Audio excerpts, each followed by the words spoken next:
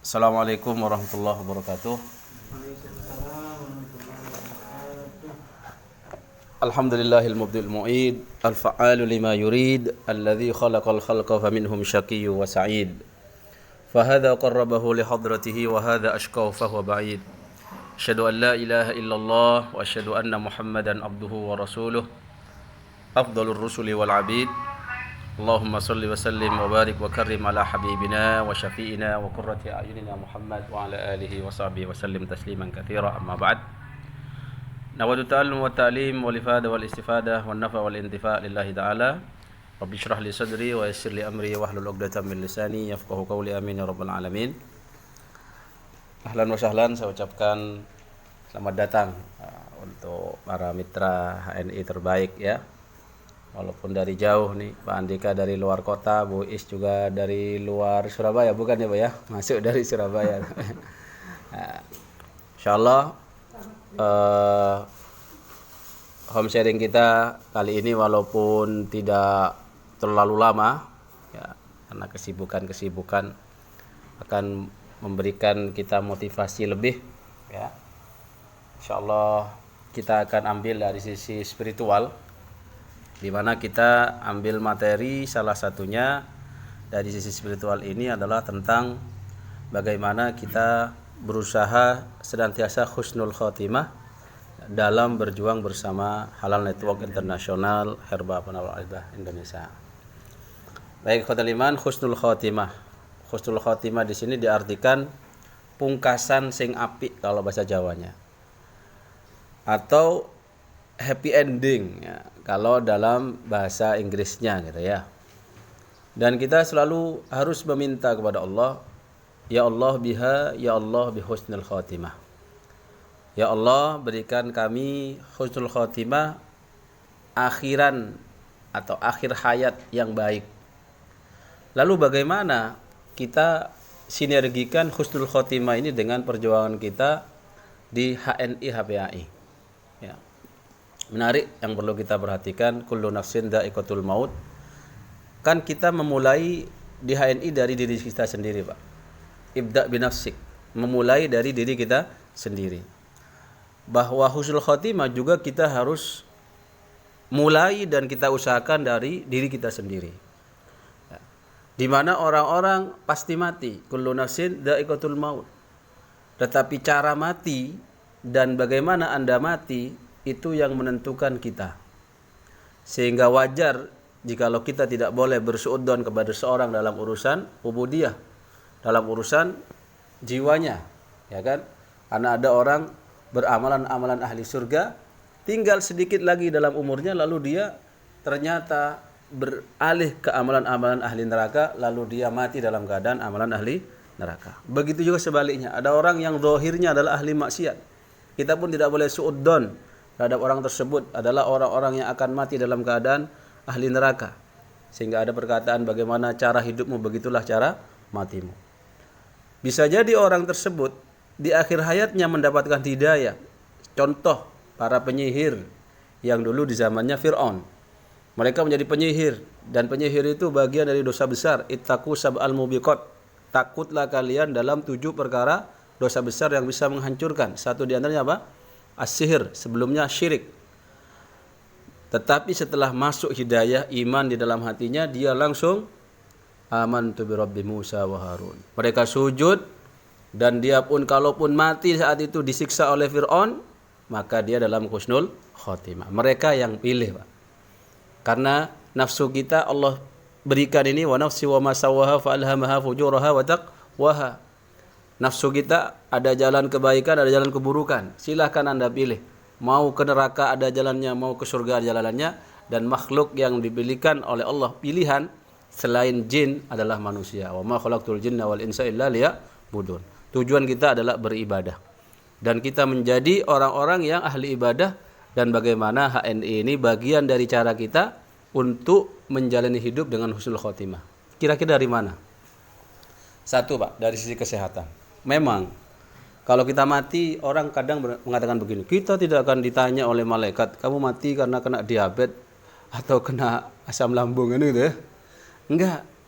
Atau ditanya, enggak akan ditanya kena stroke apa enggak. Tapi kalau kita mau merenung, ya, seorang itu diberikan oleh Allah tubuh, dan tubuh itu ada haknya, hak istirahat, hak untuk makan makanan yang sehat, di mana Al-Qur'an menyuruh kita kulu mimma fil ardi halalan thayyiban, makan yang halal dan thayyib. Maka ikhwatal iman, bisa jadi umur kita sudah ditakdirkan 60 tahun, namun karena kita makannya racun, seperti orang yang overdosis itu, akhirnya mati dalam kondisi umur 30 tahun. Kan begitu. Kalau dari sisi ini bisa dipertanggungjawabkan, Kak. Bisa ditanya, kenapa Anda kok belum nyampe di umur kalian? Ya. Maka ikhwatal iman, benar sakit itu bagian dari ujian, tapi harus diteliti sakitnya kenapa. Apa sakit karena kelalaian kita, tidak memberikan hak pada tubuh kita, kasih makanan-makanan yang beracun, walaupun racun itu masih dalam kategori ya tidak berat, seperti racun tikus, sekali minum bisa mati gitu kan. Racun yang ada di makanan pewarna, pemanis ya. Namun ketika kita berlebihan, kita juga ada tuntunan dalam Al-Qur'an ya, wala tusrifu, jangan engkau berlebihan, walaupun kita ada perintahnya kulu wasrabu wala tusrifu. Ketika kita berlebihan, seharusnya kita hanya mengkonsumsi gula itu sehari semalam berapa sendok, Mas? Tidak lebih dari 4 sendok ya, Bu ya. Tapi kita semuanya ada gulanya. Bikin sambal kasih gula. Lagi, Bu. Bikin kolak kasih gula. Tehnya kasih gula. Semuanya pakai gula. Sampai tubuh kita kewalahan, akhirnya tidak bisa mengkonversikan gula itu menjadi tenaga. Maka di sini kita sudah tidak patuh terhadap perintah Allah, jangan kau berlebih-lebihan. Maka kalau kita ingin husnul khotimah, berharaplah mati dalam keadaan sampai pada ajal kita, bukan karena kita mati duluan gara-gara kita teledor dalam tidak mau merawat tubuh atau tidak mau perhatikan apa yang kita makan. Berarti kita di sini berjuang bersama ANI, memikirkan diri kita dulu. Ibda bin nafsik. Ya Allah, saya di sini di HNI tidak hanya ingin berbisnis, tetapi saya ingin ya Allah mengakhiri hidup mati saya ini dengan keadaan husnul khotimah. Saya sampai pada ajal yang engkau tetapkan, bukan seperti orang yang bunuh diri. Kalau dia itu kan bunuh diri itu kenapa dosa besar, Bapak Ibu? Karena dia tidak percaya kepada qadar Allah. Sudah ditetapkan Anda umurnya 40 tahun, umur 24 loncat dari tower, mati dia. Sama dengan dia ditetapkan umurnya 45 tahun, tetapi karena putus cinta, sininya urat nadinya disobek atau diputus, ya mati. Karena sunnatullahnya adalah darah itu harus berputar. Ketika Anda sumbat atau Anda putus aturannya, maka juga ada sunnatullah yang lain. Maka ada takdir yang bisa dirubah dan ada takdir yang tidak bisa dirubah. Ada takdir yang Anda disuruh milih, ada takdir yang tidak bisa Anda milih. Nah, hidup ada ketentuannya, mati ada ketentuannya. Kapan mati kita tidak tahu, tetapi bagaimana cara kita mati, endingnya matinya bagaimana, apakah husnul khotimah atau tidak, itu kita punya peran penting di situ. Ya, orang yang biasa zikir, kesandung zikir, astagfirullah, subhanallah, ya ketika dijauh nyawanya, astagfirullah, subhanallah. Orang yang biasa pesoan, latah, ya anjingnya orang dipanggil-panggil, anjing asuh semuanya diceluk, apalagi lagi sakit gigi. Semuanya dipanggil itu. Maka ketika dicabut pun bisa mengucapkan apa yang dia biasa ucapkan. Maka di sini ikhwatal iman, husnul khotimah, mari kita awali dan kita niatkan berjuang bersama ini.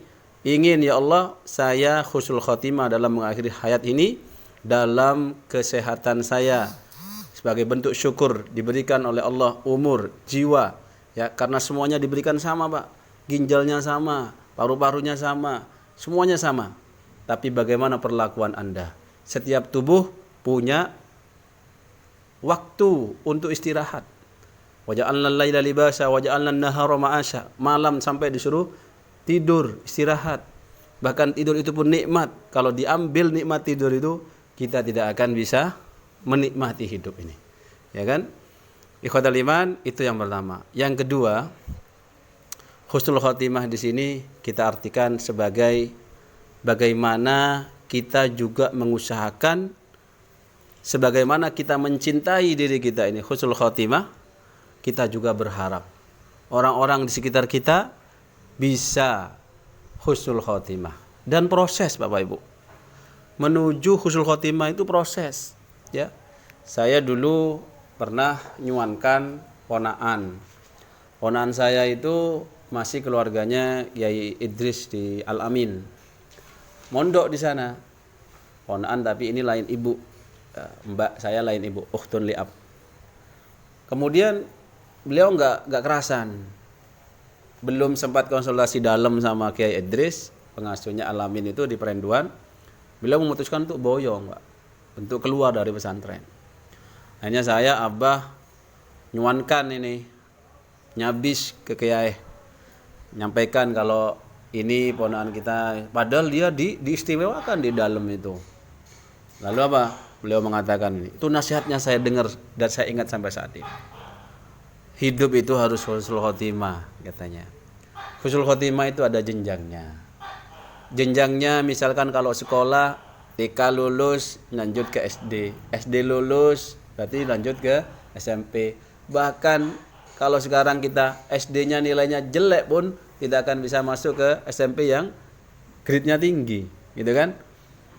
Kemudian SMP lulus, SMA lulus, terus sampai ke tertinggi, puncak tertinggi. Sama Pak dengan kita menjalani kehidupan. Yang Allah firmankan, Alladzi khalaqal mauta wal hayata liyabluwakum ayyukum ahsanu amala. Allah lah yang menciptakan ya matian kehidupan untuk menguji kalian. Siapa di antara kalian yang bisa beramal dengan penuh keihsanan. Nah, kalau kita ini dalam kehidupan ini step-stepnya adalah husnul khotimah, insya Allah endingnya juga husnul khotimah, gitu. Makanya katanya kalau Anda sudah diberikan oleh Allah kemudahan beramal dengan amalan ahli surga, jangan Anda mikir pingin pindah ke amalan ahli neraka walaupun hanya sejenak.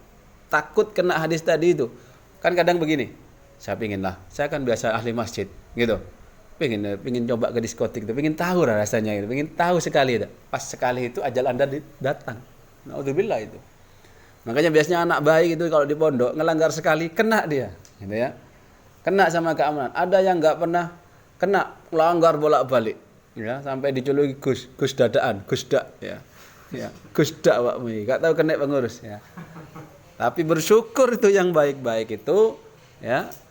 Ketika dia melanggar langsung kena, itu teguran dari Allah. Kalau istiqomah itu harus setiap stek kehidupannya, lagi umur sekian masuk. Jadi kalau dalam kehidupan kita fasenya apa Pak? Yang kita nilai fase dari usia, gitu loh. Fase usia dari anak-anak balik akil, kemudian pemuda menikah, nah, sampai nanti masuk di umur 60 ini. Kalau sudah Allah kasih kita sampai masuk umur 60, maka tidak diterima uzurnya Pak. Mau bilang, wah saya tidak tahu, kemana aja 45 tahun, gitu. Kenapa kok sampean makan ini haram ini? Saya tidak tahu katanya. Saya kira ini halal. Nah, saya pun begitu dulu. Karena saya tidak tahu, ya, karena di HNI ini mengajarkan kita untuk menjadi orang yang smart, cerdas, Pak. Ada nanti kuliah Herbatibun Nabawinya. Diajak menjadi orang yang selamat yang pertama, selamat dari makanan yang haram itu, ya, obat-obatan yang haram. Kemudian kita diajak untuk menjadi orang yang sehat. Lalu kita juga diajak untuk menjadi orang yang sejahtera dalam urusan ekonominya, dalam urusan keduniaannya. Karena memang kita di dunia saat ini tidak boleh kita menafikan dunia. Ya, urusan sampean nanti mati dalam keadaan fakir miskin, silahkan, itu pilihan Anda, gitu ya. Tetapi sebelum Anda menyempurnakan Islam, belum husnul khotimah kalau Anda tidak mengusahakan maksimal. Jangan langsung menyerah gini. Wah, memang takdir saya memang tidak bisa ke Baitullah. Loh, kalau mau diusahakan bisa itu. Ya. Ada nggak orang ke Baitullah jalan? Ada Pak, jalan. Yuk, lihat, tanya sama Satengku Zulkarnain itu. Ya, jalan beliau. Ada yang pakai sepeda ongkel, ada yang pakai mobil. Nah, karena kita saja terkadang yang tidak mengusahakan itu, terlalu menyerah terhadap kondisi, maka tidak boleh kita langsung memutuskan saya mungkin nggak bisa. Ya. Jadi setiap jenjang kehidupan harus kita lalui dengan baik, ya. Termasuk dalam usia-usia produktif, usia-usia yang senja, apalagi gitu. Kalau dalam produktif saja kita tidak bisa melalui dengan baik, ya. Jangan sampai kita tatkala kita ini sudah tua lalu kita mengatakan laitas syabab ya'udu yauman. Andai saja masa mudaku kembali lagi, aku akan seperti ini, maka aku seperti ini. Sama dengan orang yang sudah mati, mau minta hidup lagi, lalu dia apa? Ingin bersedekah. Ingin bersedekah karena tahu sedekah itu pahalanya besar. Akhwatul iman jemaah sekalian, maka harapan kita di HNI ini husnul khotimah. Yang kedua adalah bagaimana kita juga mengusahakan husnul khotimah itu dicapai oleh orang-orang yang kita cintai, gitu ya. Kalau kita beredar lebih luas lagi dalam urusan rukun Islam, kita tidak akan bisa masuk pada rukun Islam yang kelima atau keempat kalau kita dalam sisi ekonomi saja nggak bisa sejahtera, gitu.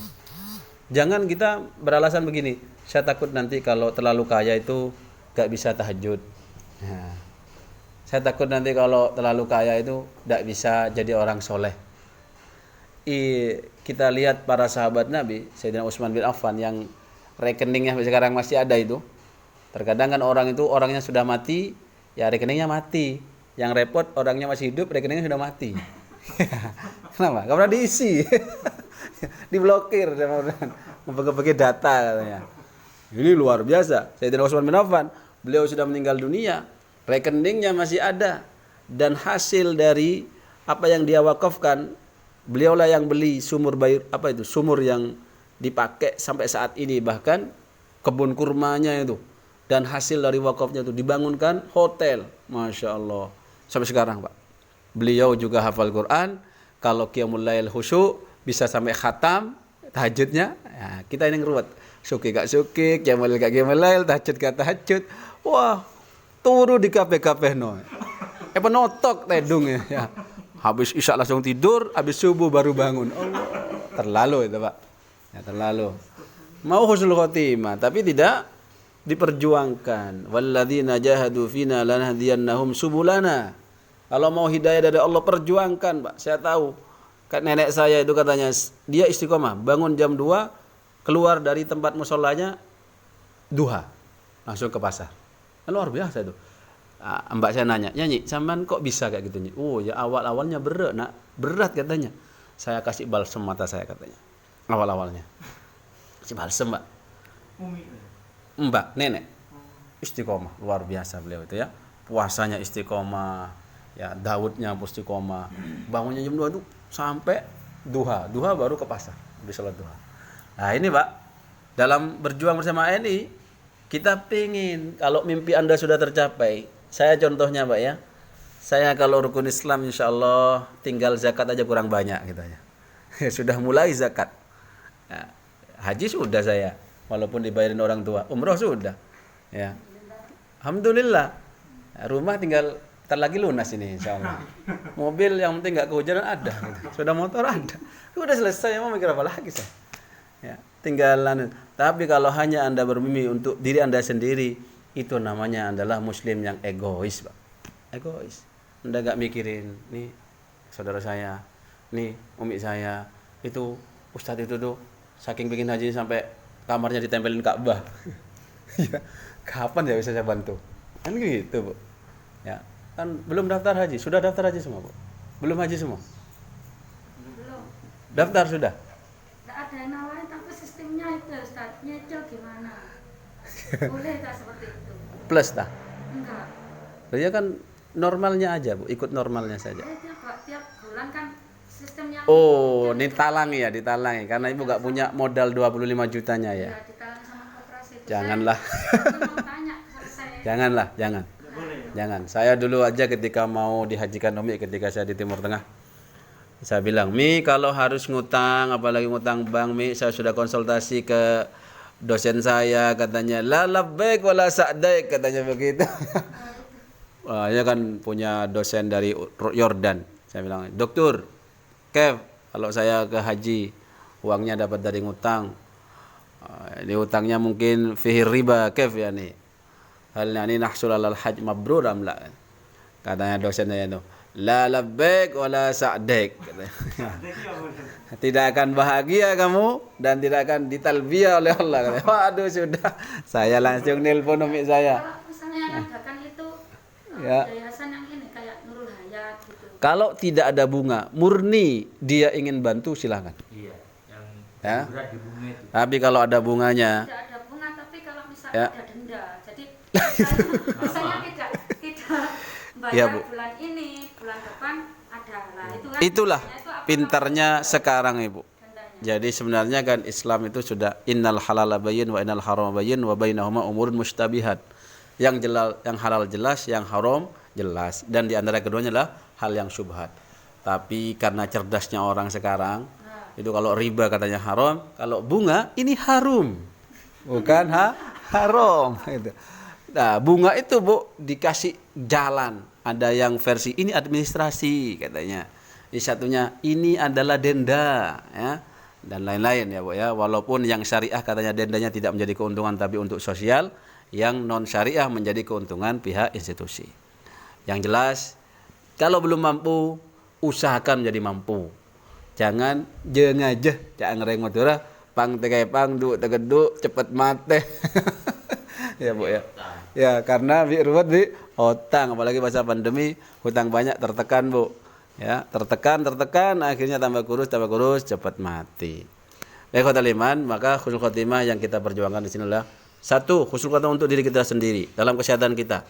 Husnul khotimah untuk keluarga orang-orang yang kita cintai, untuk mewujudkan mimpi-mimpi mereka. Bahkan husnul khotimah dalam rukun Islam kita. Kita perjuangkan sampai mati Bapak Ibu. Kalau kita sudah perjuangkan sampai mati kok belum nyampe ke Baitullah, insya Allah pahalanya bisa kita yakini bahwasannya bisa jadi niatnya seorang mukmin ya berarti banyak. Niatul mukmin khairum min amali, lebih baik dari amalnya. Kan begitu. Insyaallah begitu. Tapi kalau sampean udah pasrah gini karena dia PNS, gajinya 3 koma, sudah nyaman dengan 3 koma. Tanggal 3 sudah koma gitu. Kayak Mas Muiz gini udah pasrah sama RSI ya Mas ya. Sekarang gaji HNI-nya mau nyalip sudah ya Mas ya. Mau nyalip. 10 kali lipat. Ya, saya kalau pasrah dengan gaji PNS saya sebagai dosen, ya mau nyicil rumah gini menggos saya. Cicilan rumah 9,5 juta ini, 10 juta. Boleh nyicil. Ya boleh asalkan tidak ada pihak ketiga yang ambil keuntungan. Saya nyicil langsung ke yang punya rumah. Gitu, langsung pakai ikatan emosional hati gitu ya. Kalau Ya. KPR juga nggak boleh. KPR Bu, yang penting pihak ketiganya jelas. Dalam artian begini, bukan kalau yang konven yang saya tahu adalah KPR itu yang saya sudah pengalaman dan sudah tobat dari itu adalah memang kekurangannya adalah akad hutang. Nah, hutang Bu. Dan keuntungannya ya riba itu. Kalau syariah kan akad murabahah beli, Anda beli. Ya, tapi ada sisi yang tidak syariahnya masih ada. Ya, yang paling enak emang Ibu kenal sama siapa, ya ikatan emosionalnya bagus, wis tak beli dari kamu. Paling beli yang bagus lagi itu langsung cash, by cash. Ibu jadi MC, iya cash dicoba, bukan tes ya. Ya cash Bu, kalau foto begini, cash gitu. PNS itulah penyakitnya PNS itu SK Bu yang bikin nggak cash itu. Iya. Betul, jangan sampai Bu. Tapi ya itu nggak bisa. Ya. Insyaallah begitu. Jadi husnul khotimah dalam rukun Islam harus diusahakan Bapak Ibu ya. Maka kita di sini bersama ayat ini berharap apa? Ya Allah, saya ingin husnul khotimah dalam rukun Islam saya. Saya ingin membuka pintu-pintu rezeki saya lagi. Kalau memang dari jasa hanya 1 pintu, maka dari 9 pintu saya akan ambil dari perdagangan.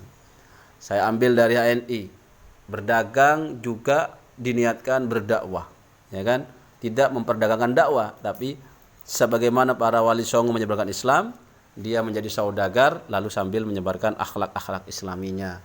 Ya, lalu kalau kita ini sudah nanti husnul khotimah, bahkan bisa menyebabkan orang-orang sekitar kita husnul khotimah, insyaallah kita juga akan berpotensi menjadi husnul khotimah. Karena seorang muslim itu mencintai apa yang dicintai untuk diri sendiri katanya. Belum sempurna iman kita. Kalau Anda tidak mencintai saudaramu seiman, ya, sama dengan Anda mencintai diri sendiri. Kalau Anda sudah pernah haji, harus pikir, siapa ya yang saya bantu untuk bisa haji. Begitu. Kalau sama hanya untuk diri sendiri, ya, itu tadi versinya Buya Hamka begitu. Itu muslim yang egois, ya, egois hanya untuk diri sendiri. Padahal kata Nabi apa? Khairun nas anfa'uhum linnas. Sebaik-baik manusia yang paling bisa bermanfaat untuk manusia yang lain. Al-a'mal bi khawatimiha, amalan-amalan itu tergantung apa? Khawatimiha. Khawatimiha itu adalah pungkasane. Pungkasane itu, maka pucuk itu ya harus diperjuangkan, Pak. Anda mau sempurna rukun Islam, perjuangkan. Jangan mudah menyerah dengan apa yang sudah Anda terima dan masuk pada zona nyaman. Insya Allah itu. Karena memang ini Pak Andika harus cepat kembali, Mas. Maka tidak panjang lebar. Ada sesi tanya jawab 5 menit, silakan. Ini home sharing semi-semi pengajian, Pak. Jadi kalau mentornya Ustadz gitu home sharingnya, Pak ya. Baunya bau pengajian. Ya, begitu. Nanti kalau Mas Boy ini nanti ke bisnis ini, Pak. Ke bisnis 30 sama ke herbalis. Nah, nanti di HNI bisa mau jadi bisnis oke, bernuansa herbalis oke, yang bagus dua-duanya. Ya apa bisnis herbalis atau herbalis yang punya sifat atau punya jiwa pebisnis, insyaallah. Ada pertanyaan Bapak Ibu terkait husnul khotimah? Lah apa yang di Mekah tadi loh? Ya. Oh kan begini Bu, kalau kita talbiyah labbaik Allahumma labbaik labbaik la syarika lak. Nanti kan itu dijawab oleh Allah ya. Tetapi ketika kita ngutangnya pakai riba, kesananya pakai harta haram, kan ada orang haji ini. Kenapa haji itu kok ada embel-embelnya walillahi 'alan nasi hajjul baiti man istata'a ilaihi sabila. Walillah. Padahal kalau perintah salat enggak ada ya, langsung aqimus shalah wa atuz zakah, enggak ada lillahnya. Perintah haji ya ayyuhalladzina amanu kutiba alaikumusiyam kama kutiba alal ladzina min qablikum la'allakum tattaqun. Enggak pakai lillah gitu. Tetapi kalau haji walillah. Kemudian wa atimul hajja wal umrata lillah. Lillah semua. Karena Bu, untuk ke haji itu untuk tidak lillah itu sangat potensi. Ada yang korupsi haji biar ketutupan korupsinya. Biar atau ada bandit atau bencoleng punya gelar haji statusnya naik. Ya. Bahkan status akademis kalah, Bu. Kalau di Madura, Pak ya. Banyak. Cihosen. Oh, yes. Keren. Yang di ini lengkap itu kan. Haji, Bu. Kalau Kiai. Cih, gitu lah. Yang Kiai itu. Ada yang karena ingin naikkan status, ada yang ingin karena malu, ada yang makanya ditekankan walillah. Maka kalau kita menuju sana dengan cara yang haram, tidak disambut oleh Allah, justru disambutnya la labbaik wala sa'daik. Tidak ada kata talbiyah untukmu, tidak ada kebahagiaan untukmu, dan tidak ada kemabruran untukmu. Ya, begitu. Gitu. Pak Andika, ada pertanyaan yang terkait dengan ini dulu, spiritual dalam HNI? Insya Allah begitu, Pak. Jadi saya kasih intro. Anda beruntung bisa gabung dengan HNI, karena ini Pak isinya banyak ustadznya, Pak. Masya Allah.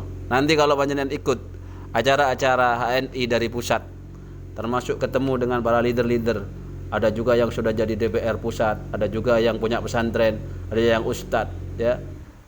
Banyak sekali memang yang saya temukan, termasuk mereka yang bergelut di bidang ini. Mereka sangat-sangat care dengan keislaman. Bahkan kalau Bapak nanti mau ikut rutinannya, bisa subscribe di HNI Official. Di situ ada kajian herbalnya tiap Kamis jam 1 ya, siang sampai jam 15. Ada juga kajian bisnisnya jam Selasa jam 1 sampai jam 3 siang. Insyaallah itu dari saya ya.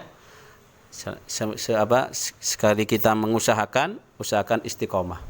Ya, ihsan dalam beramal itu diantaranya adalah ciri-cirinya 3. Yang pertama adalah lillah.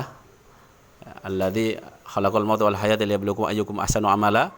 Itu ihsan dalam beramal adalah innamal a'malu binniyat wa innamal likulli imrin ma nawa ila akhiril hadis. Itu harus lillah. Yang kedua adalah aswabuha itu adalah yang paling sesuai dengan tuntunan Rasul, itu ihsan. Nah, kemudian yang ketiga adalah adwamuha, yang paling konsisten.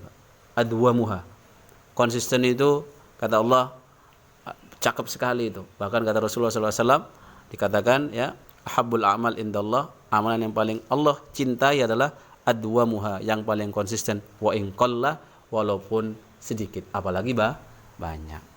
Konsisten di HNI, konsisten dalam urusan mengkonsumsi herba-herba yang baik, tidak asal masukkan dalam tubuh.